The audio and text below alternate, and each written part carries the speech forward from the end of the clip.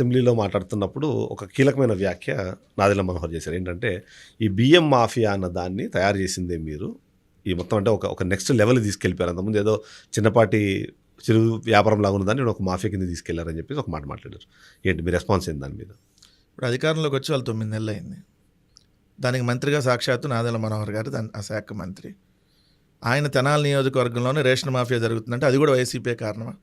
ఆయన ఎమ్మెల్యేగా ఉన్న నియోజకవర్గంలో రేషన్ మాఫియా జరిగితే దానికి వైఎస్ఆర్సీపీ కారణం అంటే అదేదో ఆడలేక మధ్యలో ఓడిలాగా ఏదో జైలునాడు ఏదో వారం సామెతలాగా మనం మాట్లాడకూడదు. రెండు సాక్షాత్తు నేను చూపిస్తాను మీకు. ఈనాడు దినపత్రిక నవంబర్ 5వ తారీఖు ఇది చూడండి సార్ ఒకసారి.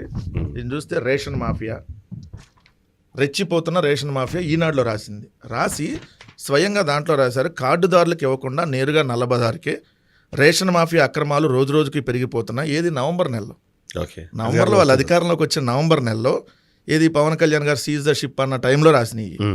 చివరికి కార్డుదారులకు పంపిణీ చేయకముందే బియ్యాన్ని నల్లబజారుకు తరలించేస్తున్నారు. బియ్యం కావాలని ఎవరైనా అడిగితే వచ్చే నెలలో తీసుకోమని చెబుతున్నారు. 164 మంది ఎమ్మెల్యేలు వాళ్ళే ఉన్నారు కదా, అంటే వాళ్ళ ఎమ్మెల్యేలు వాళ్ళ ప్రజాప్రతినిధులే వాళ్ళ అధికార యంత్రాంగమే చేస్తుందని స్వయాన వాళ్ళ దినపత్రికే రాసింది. పవన్ కళ్యాణ్ గారు వెళ్ళి సీజ్ ద షిప్ అన్నాడు, దేశవ్యాప్తంగా బకరా అయ్యాడు సీజ్ ద షిప్ అని.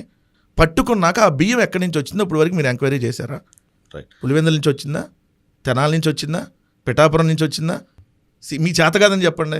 ఈ రాష్ట్ర ప్రభుత్వానికి చేత కావట్లేదండి రేషన్ మాఫియాను పట్టుకోవడానికి.